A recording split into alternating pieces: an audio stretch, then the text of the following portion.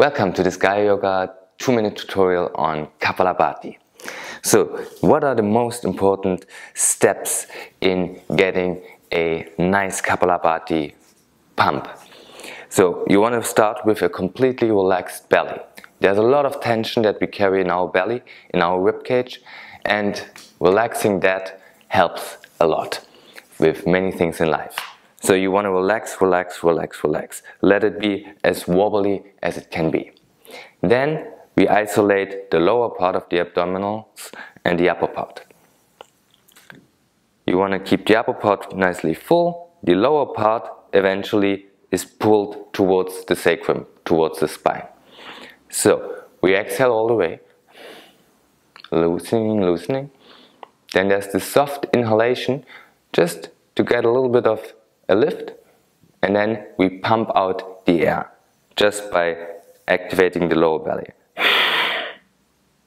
Then we relax, and because we're relaxing, new breath comes in passively. Completely relaxed, and another pump.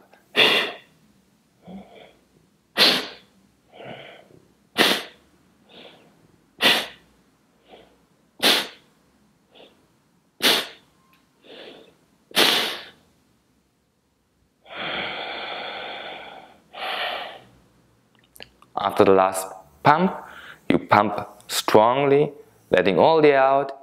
You keep the lower belly active. You inhale, you exhale, you relax, you start a new round.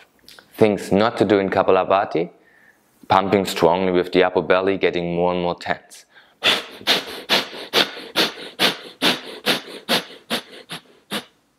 And getting shorter in breath, because of course, the more you tense, the less breath can come in.